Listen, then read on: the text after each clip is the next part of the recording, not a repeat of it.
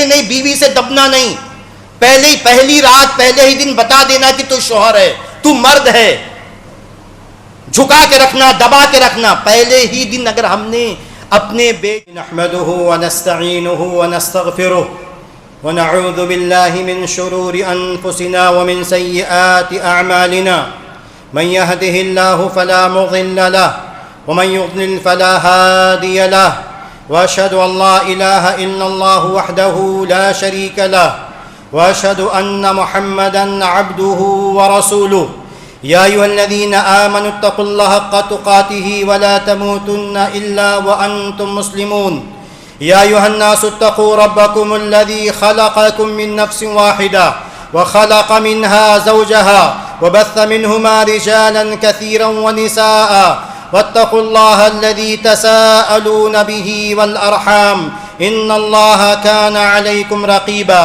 يا أيها الذين آمنوا اتقوا الله وقولوا قولا سديدا يصلح لكم أعمالكم ويغفر لكم ذنوبكم ومن يطع الله ورسوله فقد فاز فوزا عظيما أما بعد فإن خير الحديث كتاب الله وخير الهدي هدي محمد صلى الله عليه وسلم وشر الأمور محدثاتها وكل محدثة بدعة وكل بدعة ضلالة وَكُلَّ ضَلَالَةٍ فِي النَّارِ. محترم سامعین کرام، دوستو، ساتھیوں، بزرگوں، نوجوانوں، بچوں اور خواتین اسلام، آج کے جمعہ کے مختصر سے خطبے میں جس موضوع کے بارے میں چند باتیں آپ کے سامنے رکھنی ہیں، موضوع ہے ازدواجی مسائل اور ان کا حل. اس کا مطلب کیا ہے؟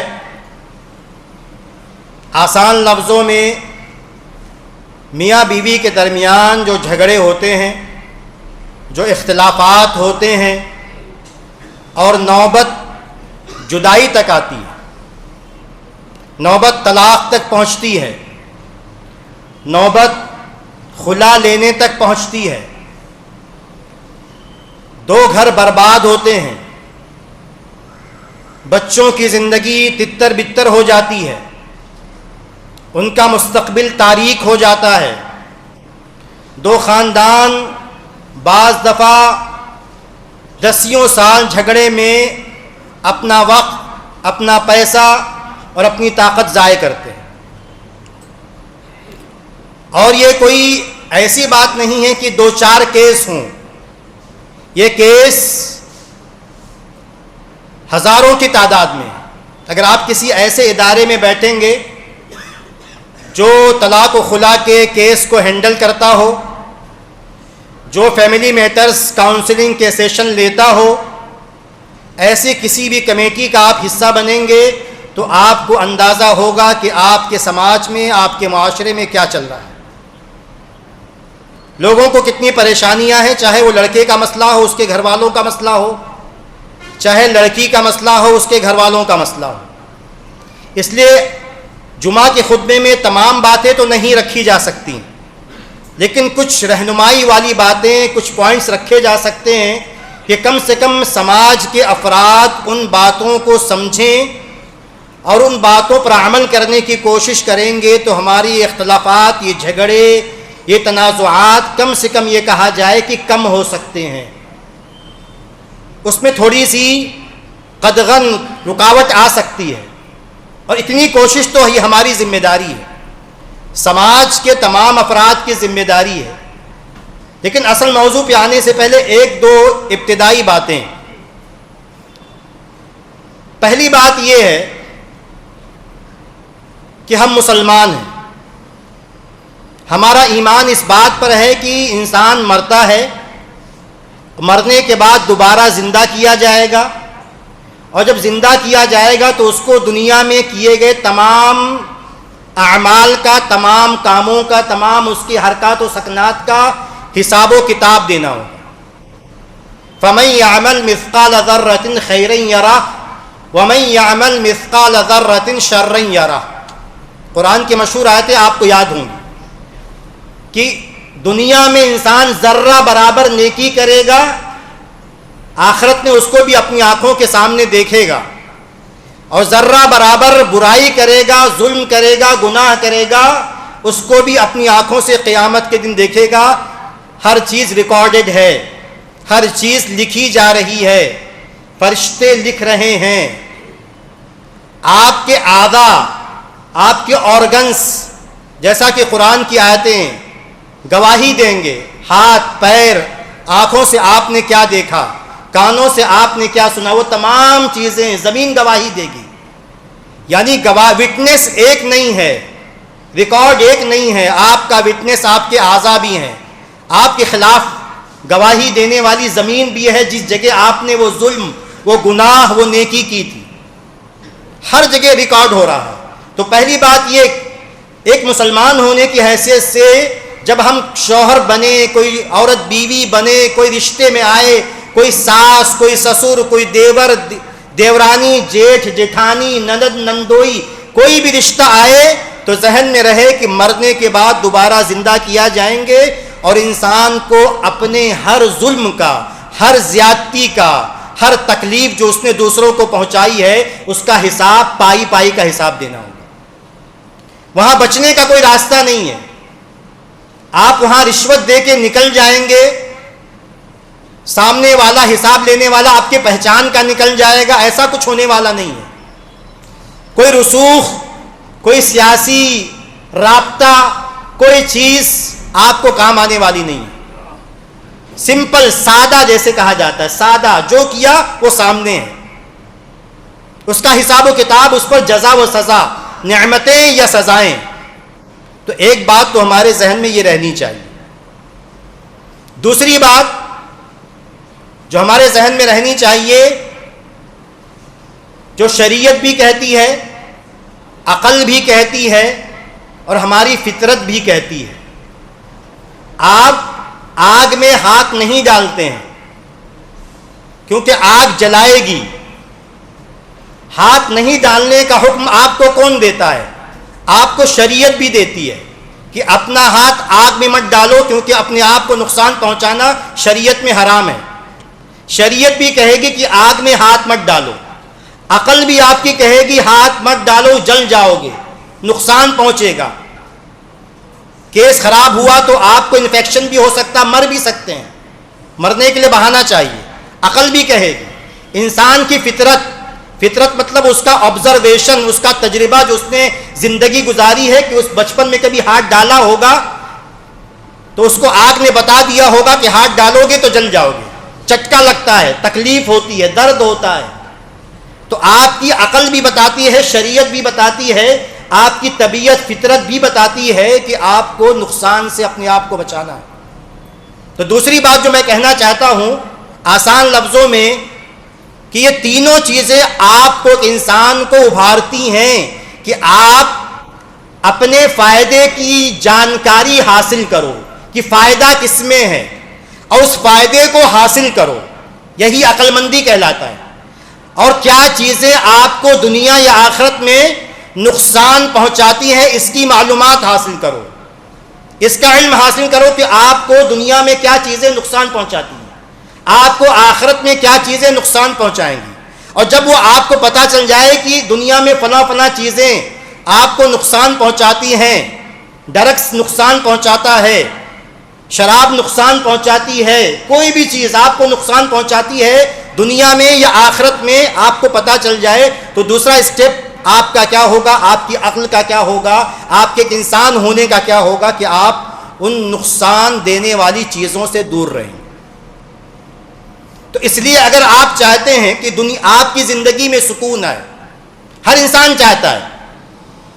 اللہ تبارک و تعالیٰ نے قرآن کی ایک آیت میں کہا کہ اللہ تعالیٰ نے تمہارے گھروں کو، بعض گھروں کو سکون کی جگہ بنایا۔ انسان گھر میں جاتا ہے تو سکون ملتا ہے، دھوپ سے باہر سے دھوپ سے آیا، تھک کے آیا، نوکری سے، کاروبار سے، تمام چیزوں سے، لوگوں کے لڑنے جھگڑنے، وہ تمام تکرار، بحث، پیسے کی لین دین، وہ تمام ٹینشن، وہ تمام بوجھ ہٹا کے گھر میں آتا ہے سکون کے لیے۔ اب ہماری ذمہ داری، کہنے کا مطلب یہ تھا کہ ہماری ذمہ داری ہے، ہر انسان چاہتا ہے کہ اسے زندگی میں سکون ملے، اس کی ازدواجی زندگی، اس کی جو شادی شدہ زندگی ہے وہ سکون والی ہو، خوشی والی ہو، مسرت والی ہو، اس میں غم نہ ہو، جھگڑے نہ ہو، مار پیٹ نہ ہو، گالی گلوچ نہ ہو، تمام چیزیں. کوئی بھی عقل مند انسان جھگڑا نہیں چاہتا، گالی سننا نہیں چاہتا، کسی کو مارنا یا مار کھانا نہیں چاہتا، کیس کرنا یا کیس کے لیے کسی عدالت یا کورٹ کچہری میں جانا ایک شریف النفس انسان نہیں چاہتا کہ اس کی زندگی میں جھمیلے آئیں. ایک انسان اپنی زندگی کو سکون میں رکھنا چاہتا ہے، اپنی زندگی کو مصیبتوں اور پریشانیوں سے بچانا چاہتا ہے. تو ہم میں سے سب کی ذمہ داری ہے کہ اس مسئلے میں بھی اپنی زندگی میں سکون لائیں، اپنی زندگی کو پریشانیوں سے، تکلیفوں سے، جھمیلوں سے بچائیں. اب ہمیں کرنا کیا ہے؟ وہ چند باتیں آپ کے سامنے رکھنی ہیں.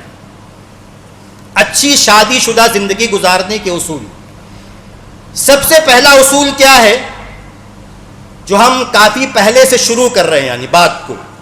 پہلا اصول یہ ہے کہ ہم میں سے ہر انسان جو والدین ہیں، ماں ہیں، باپ ہیں، اور جو سرپرست ہیں، چاہے وہ دادا ہو، دادی ہو، نانا ہو، نانی ہو، کبھی کوئی چچا ہو سکتا ہے، کبھی کوئی ماموں کسی گھر میں سرپرست ہوتا ہے، جو بھی صورتحال ہو، والدین، پیرنٹس، اور اس کے علاوہ جو سرپرست ہیں، ان کی ذمہ داری ہے کہ وہ اپنے بچوں کی، اپنے ماتحتوں کی اچھی تربیت کریں. یہ بنیادی اصول ہے. اس کو آپ چھوڑ دیں گے، اس کو آپ بھلا دیں گے تو آگے کی زندگی کبھی ٹھیک ہو ہی نہیں سکتی. میں ایک جملہ کہتا ہوں، یہاں بھی دہرا دیتا ہوں کہ داماد کسی فیکٹری میں نہیں بنتے ہیں، بہو کسی فیکٹری میں نہیں بنتی ہے.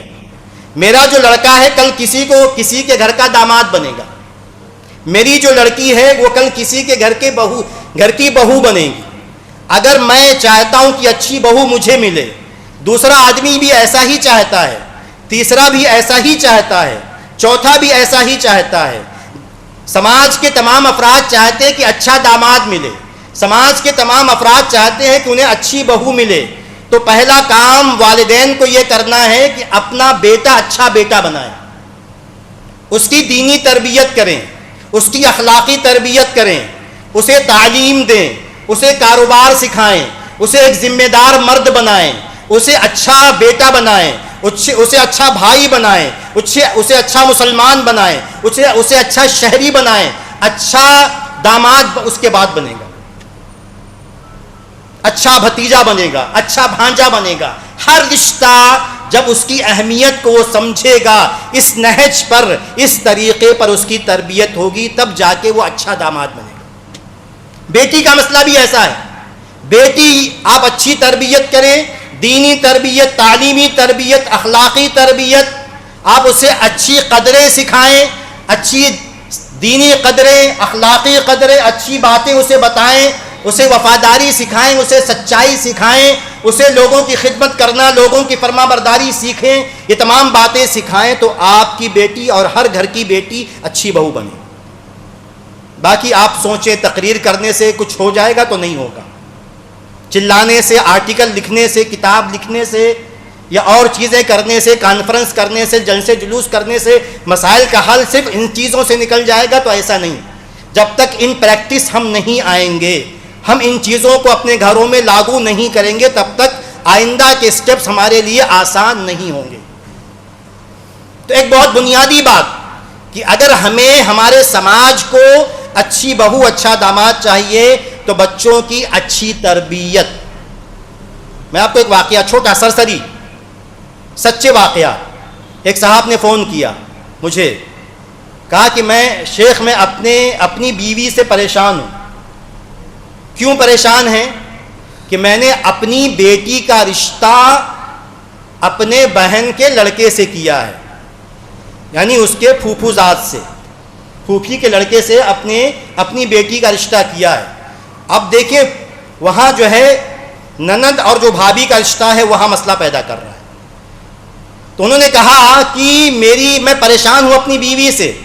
اب جب سے رشتہ طے ہوا ہے تب سے میری بیوی میری بیٹی کے کان بھر رہی ہیں. دیکھ تو وہاں جانا، دب کے نہیں رہنا، اپنا حق لے کے رہنا، ہم تیرے پیچھے کھڑے ہیں. کبھی بھی دبنا نہیں، پیچھے نہیں ہٹنا، دب کے نہیں بولنا. آپ شادی کر رہے ہیں یا میدان جنگ میں بھیج رہے ہیں؟ اور یہ حقیقی واقعہ بتا رہا ہوں جو انہوں نے مجھ سے بات کی ہے. اور رشتہ پہلے سے ہے، بہن کا رشتہ ہے پہلے سے، اس میں کسی لڑکی کو بھیجنا ہے تو ایسے تیار کیا جا رہا ہے جا کے گویا کہ کسی جنگ میں لڑائی کرنی ہے، محاذ پہ جا رہے ہیں، کوئی قلعہ فتح کرنا ہے. اگر ہم اسی ذہنیت سے تربیت اپنی بچیوں کی کریں گے تو کسی بھی گھر کو اچھی بہو کہاں سے ملے گی؟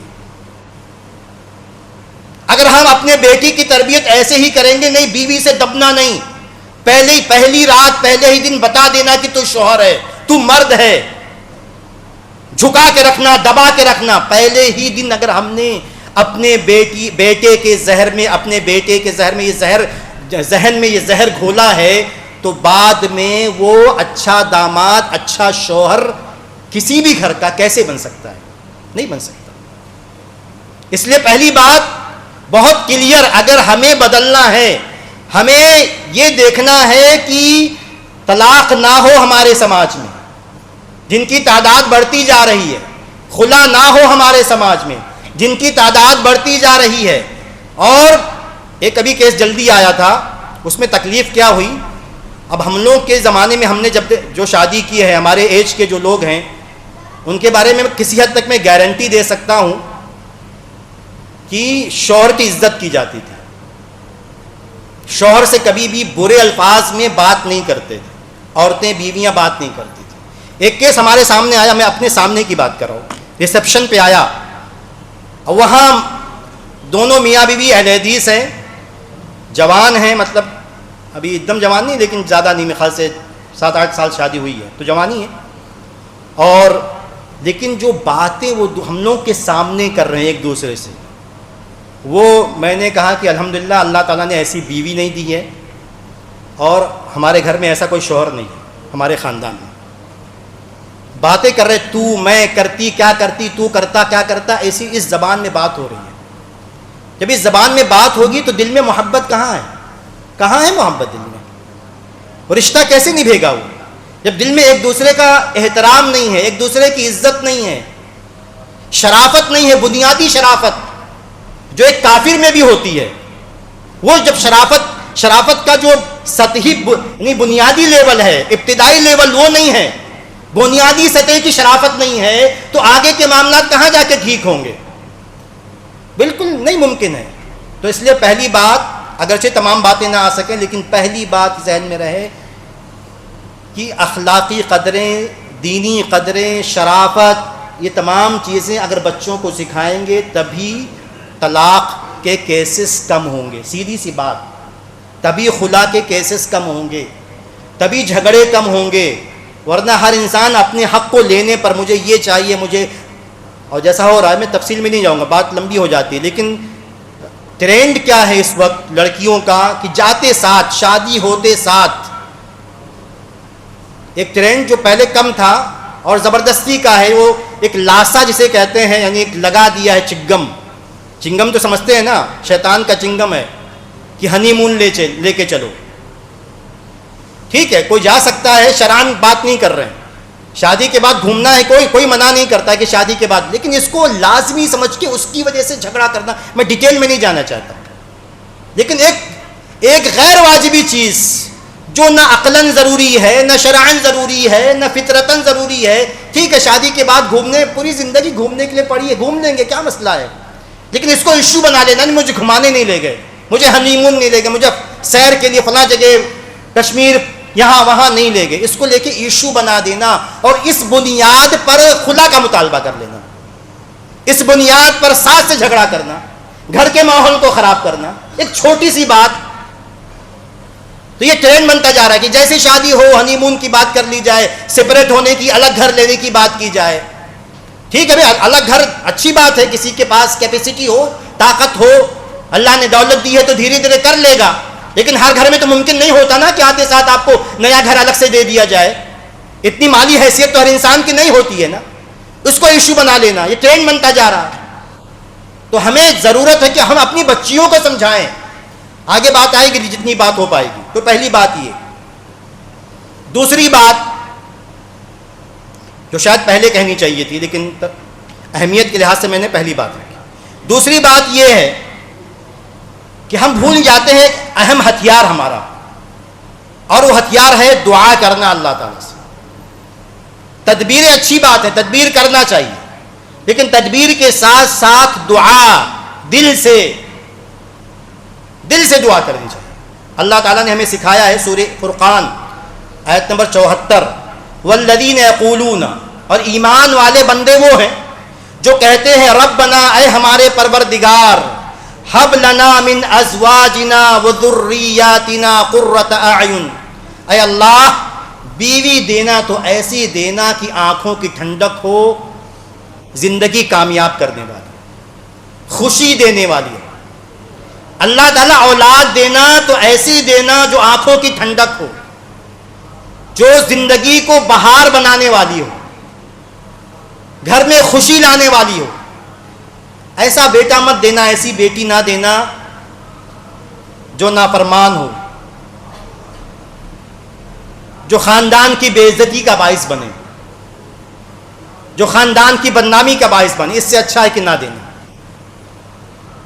دعا سکھائی گئی کہ اللہ تعالیٰ اولاد ایسی دے، بیوی ایسی دے، شوہر ایسا دے جو زندگی میں خوشیاں لانے والا ہو، زندگی میں مسرتیں لانے والا ہو، زندگی کو اچھا بنانے والا ہو۔ اور کہا کہ وجعلنا للمتقین اماما، اور ہمیں نیک لوگوں کا امام بنا دے۔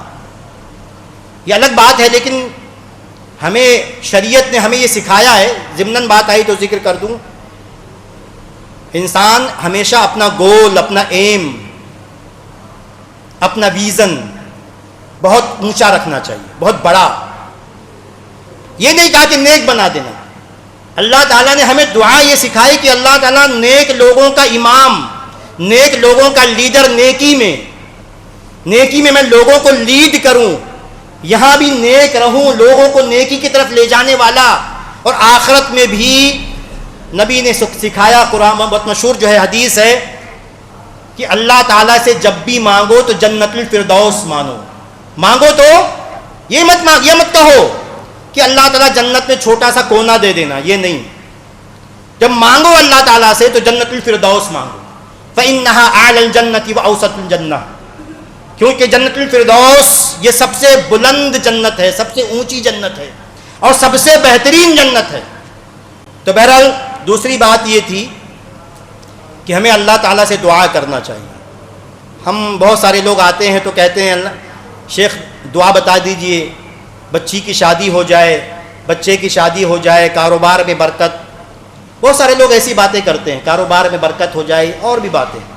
لیکن ایک چیز جو اکثر بھول جاتے ہیں کہ ہمیں بتائیے دعا کہ ہم یہ دعا کریں کہ بچہ نیک بن جائے، بچی نیک بن جائے، میری بیوی نیک بن جائے، میرے شوہر نیک بن جائے۔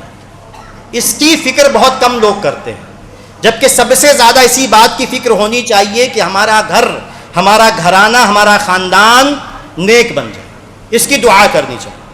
تیسری بات میاں بیوی کے تعلق سے، اگر آپ چاہتے ہیں کہ شادی شدہ زندگی بہتر ہو تو جو نبی نے بتایا ہے کہ ہمیں دیندار مرد لڑکے اور دیندار لڑکی سے شادی کرنا چاہیے۔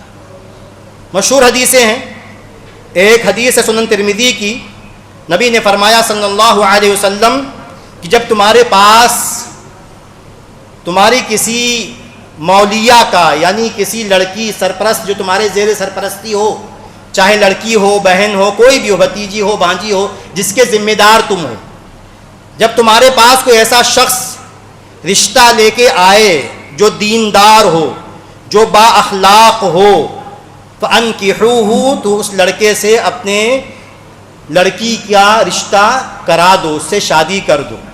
اگر ایسا نہیں کرو گے تو زمین میں فتنہ اور فساد پھیل جائے گا۔ اس میں ڈیٹیل ہے، تفصیل، بلا شبہ تفصیل ہے۔ اس کا مطلب یہ نہیں کہ غلط فہمی کا شکار مت ہوئیے گا کہ شریعت نے یہ کہا کہ کوئی دیندار بچہ آ جائے، کوئی با اخلاق بچہ آ جائے اور نکما ہو تو شادی کر دو، نہیں۔ ایک حدیث کو لے کے نہیں چلنا، تمام آیتوں اور تمام حدیثوں کو جمع کر کے چلنا۔ عمل کرنے کا سمجھنے کا طریقہ یہی ہے. ایک صحابیہ اللہ کے رسول صلی اللہ علیہ وسلم کے پاس آئی, کہا کہ اللہ کے رسول صلی اللہ علیہ وسلم میرے پاس 2 رشتے آئے ہیں, ایک معاویہ بن ابی سفیان کا رشتہ ہے اور دوسرا ابو جہم کا رشتہ ہے, میں کس سے شادی کروں؟ 2 رشتے آئے ہیں. نبی نے جواب دیا صلی اللہ علیہ وسلم کہ اما معاویہ فصعلوک لا مال لہ, معاویہ غریب ہیں, ان کے پاس پیسہ نہیں ہے, ان سے شادی مت کرو. اور ابو جہم, یہ ان کے بارے میں سنا گیا ہے کہ یہ عورتوں کو مارتے ہیں, تو ایسے انسان سے شادی مت کرو. نبی نے دونوں رشتوں کو ریجیکٹ کر دیا. ایک رشتہ ریجیکٹ کر دیا کہ سامنے والا بچہ کماتا نہیں ہے, دوسرا رشتہ اس لیے ریجیکٹ کیا کہ سامنے والا مارتا ہے عورتوں کو, تو ایسے رشتوں سے, ایسے جگہوں پہ شادی نہیں کرنی ہے. تو ایسا مطلب یہ نہیں کہ نیک بول کے نماز پڑھتا, روزہ رکھتا, کماتا نہیں تو شادی کر دو, نہیں. کمانا انسان کی, مرد کی بہت بنیادی ذمہ داری ہے. تو کہنے کا مطلب یہ کہ اور چیزوں کو دیکھا جائے لیکن رشتے میں, کہنے کا مطلب یہ, اب آتا ہوں اصل پوائنٹ کے, جو کہنا ہے سادہ لفظوں میں کہ دینداری دیکھی جائے. آج اکثریت دینداری نہیں دیکھتی. کوئی تحقیق کروڑ پتی ہے, لکھ پتی ہے, اپنا کاروبار کرتا ہے, دکان ہے, 1 2 3 4 دکان ہے, باپ کا اچھا کاروبار ہے, تو بعد میں اور کوئی تحقیق عموماً نہیں کی جاتی. جبکہ بعد میں پتہ چلتا ہے کہ وہ شراب پیتا تھا, گھر والوں کو پتا تھا لیکن چھپایا گیا, اس کا کسی اور لڑکی سے پہلے سے افیئر ہے, اور ایسے کیسز اکثر بعد میں چل کے خراب ہو جاتے ہیں. وہ شادی چل نہیں پاتی ہے, یا تو عورت مظلوم بن کے گھر میں بیٹھی رہے یا تو پھر خلا لے لے. تو اس لیے دینداری, اخلاق کا مطلب یہی ہے کہ اتنا تو دیکھا جائے کہ بچہ دیندار ہے, کھاتا پیتا نہیں ہے, شرابی کبابی نہیں ہے, غلط چکروں کا شکار نہیں ہے, کاروبار میں من لگاتا ہے, نماز کی پابندی کرنے والا, کم سے کم فرائض, ہم یہ نہیں کہتے کہ اللہ کا ولی ہو, لیکن فرائض کی پابندی کرنے والا, بڑے بڑے گناہوں سے بچنے والا ہو, کم سے کم اس کا تو اعتبار کیا جائے. اس کا اعتبار کریں گے تو انشاءاللہ بعد میں انشاءاللہ خلا اور طلاق کی نوبت نہیں آئے گی, جھگڑا نہیں ہوگا. اسی طرح نبی نے فرمایا عورت کے بارے میں, لڑکی کے بارے میں, مشہور حدیث صحیح بخاری کی ہے, کہا کہ تنکح المرأۃ لأربع, عام طور پر دنیا میں کسی لڑکی سے نکاح کیا جاتا ہے 4 وجہ سے. لمالہا, اس کے مالدار ہونے کی وجہ سے, کہ باپ کے پاس بہت کچھ ہے, باپ کے پاس بہت کچھ ہے, تو کیا جہیز آئے گا؟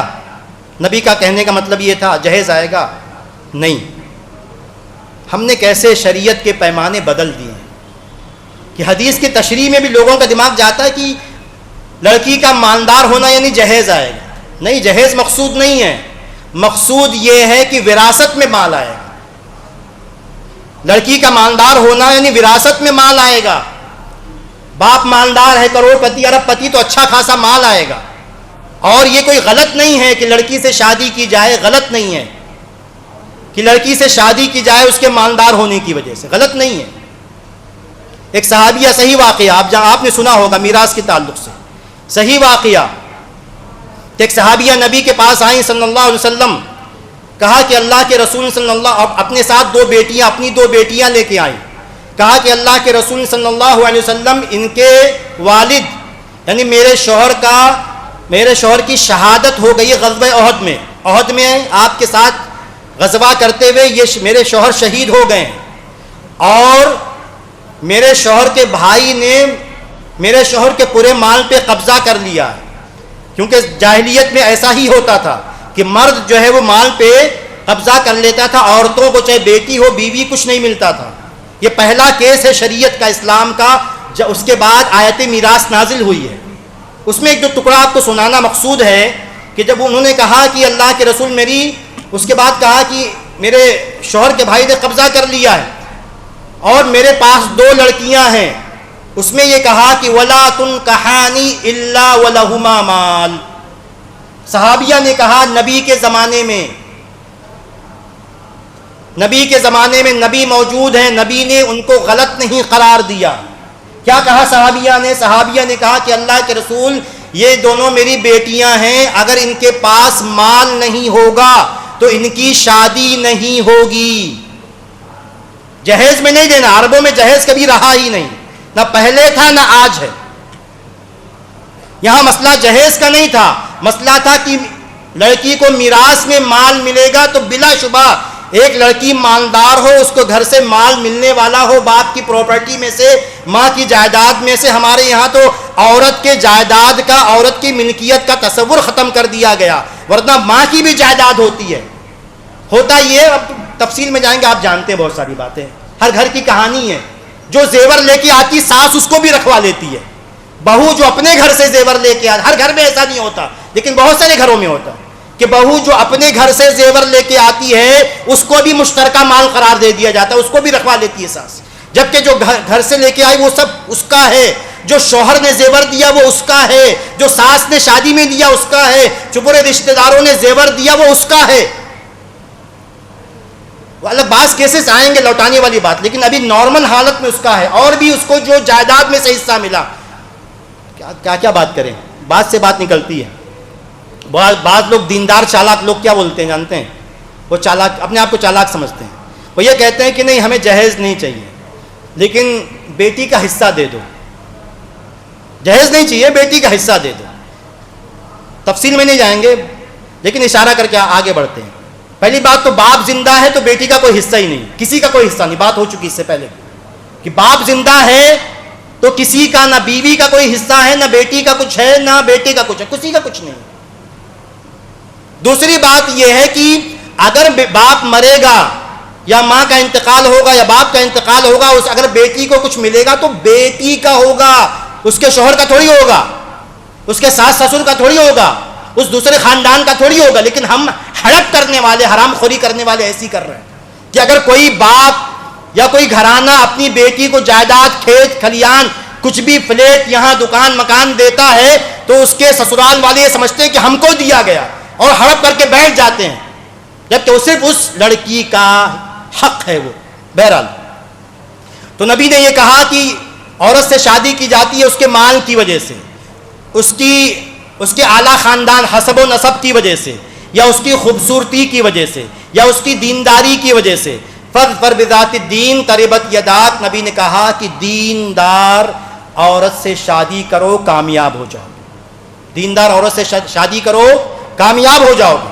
اب ہمارے یہاں دونوں طرف سے لڑکے کا معیار جو میں دیکھ رہا ہوں, بتانے کی ضرورت نہیں, آپ لوگ اسی سماج میں رہتے ہیں. لڑکے کے لیے معیار ہمارے پاس صرف ایک چیز ہے, مالدار ہو, اور لڑکی کے لیے معیار کیا ہے, مالدار ہو, اور لڑکوں کے نزدیک جس کو شادی کرنی اس کے نزدیک لڑکی خوبصورت ہو بس. دیکھیے شریعت میں انکار نہیں کہ مالدار سے شادی نہ کی جائے یا مالداری نہ دیکھی جائے, شریعت میں اس بات کا انکار نہیں کہ اعلیٰ خاندان نہ دیکھا جائے, شریعت میں اس بات کا انکار نہیں ہے کہ خوبصورتی نہ دیکھی جائے, لیکن سب سے زیادہ ترجیح دی جائے اس چیز کو کہ لڑکی دیندار ہو, بااخلاق ہو, اچھی بیوی بن سکے, اچھی بہو بن سکے, اچھی ماں بن سکے. بیٹا ایسا ہو جس سے جو داماد بننے والا ہے ایسا لڑکا ہو جو اچھا داماد بن سکے, اچھا شوہر بن سکے, بچوں کا اچھا باپ بن سکے, ہر رشتہ اچھے سے وہ نبھا سکے, ذمہ دار ہو, بااخلاق ہو, اس حد تک تو دیندار ہو. تو اس کی عام طور پر اشارہ ایک چیز اور کر دوں کہ یہ غلط فہمی آپ کے ذہن میں ہے. ایک اشارہ اور کرنا, میں نے یہ کہا کہ اعلیٰ خاندان دیکھنا غلط نہیں ہے, لیکن ایک بات ذہن میں رکھیے, شریعت میں خاندان کا کوئی اعتبار نہیں, شریعت میں خاندان کا, حسب و نسب کا کوئی اعتبار نہیں شادی کے مسئلے میں. دلیل کیا ہے؟ نبی کا عمل. نبی نے اپنے آزاد کردہ غلام زید بن حارثہ رضی اللہ تعالی عنہ, جو غلام تھے, غلام ایسے سمجھ لیں کہ کوئی مزدور ہو آج کے زمانے میں, جبکہ غلام کی حیثیت مزدور سے بھی کم رہتی تھی. زید بن حارثہ رضی اللہ تعالی عنہ نبی کے آزاد کردہ غلام ہیں. مکہ میں یا حجاز میں ان کا کوئی خاندان وندان نہیں ہے, کہیں سے پکڑ کے لائے گئے, وہاں بیچے گئے, نبی نے خریدا, آزاد کر دیا, اور آپ نے بعد میں اپنا بیٹا بنایا. بعد میں وہ حکم منسوخ ہو گیا بیٹا بنانے والا, پر نبی کے گھر میں رہے. نبی نے ان کی شادی زینب بنت جہش رضی اللہ تعالی عنہا سے کی, جو نبی کے خاندان کی. نبی کے خاندان کی، قریشی سادات میں سے ہیں، اس سے بہتر دنیا میں کوئی خاندان نہیں. نبی نے اس عورت کی شادی اپنے آزاد کردہ غلام سے کی. دوسری مثال، بلال رضی اللہ تعالیٰ عنہ عرب کے ہیں ہی نہیں، حبشی، ایتھوپین کیسے ہوتے ہیں آپ کو پتا ہے، کالے، شکلیں بھی اچھی نہیں ہوتی ہیں. ان کی شادی کس سے ہوئی؟ عبد الرحمن بن عوف رضی اللہ تعالی عنہ کی بہن سے، جو گورے چٹے قرشی قریش کے خاندان سے، ان کی بہن سے ہوئی. صحیح مسلم کی حدیث ہے، نبی نے فرمایا صلی اللہ علیہ وسلم، من بطا به عمله لم يسرع به نسبه، جس کا عمل اسے پیچھے کر دے اس کا خاندان اسے آگے نہیں بڑھا سکتا. اصل اعتبار اللہ تعالیٰ کے نزدیک تقویٰ کا ہے، دینداری کا ہے، اخلاق کا ہے، حسب و نسب کا نہیں. بہرحال تیسری بات یہ تھی. چوتھی بات، اگر ہم چاہتے ہیں کہ ہماری شادی شدہ زندگی بہتر ہو، شادی میں برکت ہو، رشتے نہ ٹوٹیں، تو نبی کی ایک تعلیم پہ عمل کرنا ہے. نبی نے فرمایا خیر النکاح ایسرہ، سب سے بہترین نکاح کون سا ہے؟ جو سب سے زیادہ آسان ہو. سب سے زیادہ برکت والا نکاح جو سب سے زیادہ آسان ہو. آج ہم نے شادی کو دنیا کا مشکل ترین کام بنا دیا ہے کہ نہیں؟ واضح ہے، کلیئر ہے، سمجھانے کی ضرورت نہیں. بہت سارے لوگ کماتے اسی لیے ہیں، کاروبار بڑھاتے اسی لیے ہیں کہ بچیاں ہیں 2 3 4، ان کی شادی کرتے ہیں. پوری زندگی کا نچوڑ، محنت، بھاگ دوڑ. بیوی تو اور پریشان، ابھی سے جھمکے بنا رہی ہے، ابھی سے ہار چھوٹے چھوٹے بنا رہی ہے، اپنے لیے نہیں، ابھی سے کڑے بنا رہی ہے، ابھی سے انگوٹھی لے رہی ہے، یہ اس بچی کو دینا ہے، یہ اس بچی کو دینا. ابھی سے بنائیں گے، تھوڑا سا رہے گا تو بعد میں اور خریدنا آسان رہے گا. میاں بیوی کی پوری زندگی اسی میں جا رہی ہے کہ بچوں کی شادی کرنی، لڑکے کی شادی کرنی، ولیمے میں اتنے لوگوں کو بلانا، اتنا خرچہ آئے گا، ہال لینا ہوگا، یہ کپڑے دینے ہوں گے، یہ کرنا ہوگا، وہ کرنا. بچیوں کو تو آپ جانتے ہیں. ایک چھوٹی سی ضرورت جو انسان کی ایک انسانی ضرورت ہے، سماجی ضرورت ہے، جسمانی ضرورت ہے، ہم نے اس کو اپنے لیے اتنی بڑی پریشانی بنا دیا کہ ہر باپ کے سر کا بوجھ ہے. پھوڑا ہے، پھوڑا پکتے رہتا پوری زندگی انسان کے دل میں. 2 بچوں کی شادی، رشتہ دیکھنا ہے، اس میں 1000 قسم کی باتیں آئیں گی. یہ رشتہ پتہ نہیں لڑکا کیسا ہوگا، دماغ میں ٹینشن، لڑکا کیسا ہوگا، کہیں ایڈکٹ تو نہیں ہے، ایڈکٹیڈ تو نہیں ہے، ایڈکٹ تو نہیں، نشہ تو نہیں کرتا، کہیں کچھ اور مسئلہ تو نہیں، کہیں مارتا تو نہیں، کہیں گالی تو نہیں دیتا، کہیں ساس کیسی. دنیا بھر کا ٹینشن ہے. شادی کے خرچوں کا پورا ٹینشن، جہیز و تمام باتیں. اس پر انسان جتنا چلائے، روئے، غم کرے، سمجھائے، کم ہے. یہ کتے کی وہ دم ہے جو سیدھی نہیں ہوتی، اور ہماری اکثریت اس کو سیدھا بھی نہیں کرنا چاہتی، اس کو ٹیڑھا ہی اچھا لگتا ہے.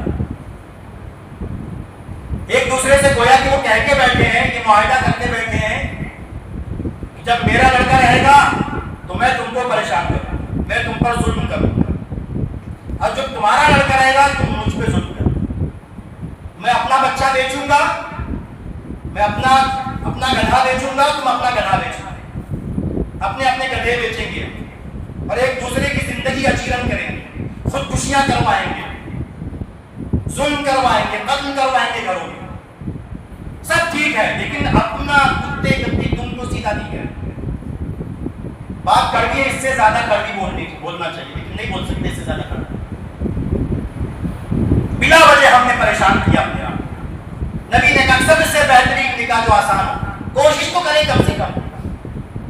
اور لڑکے والوں کے لیے زیادہ آسان ہے کوشش کرنا، وہ کر سکتے ہیں کوشش کہ شادی کو آسان بنایا جائے لڑکی کا، اس کے گھر والوں کے، ان کے سر کا بوجھ، ان کے زندگی کا گھوڑا اور درد نہ بنایا.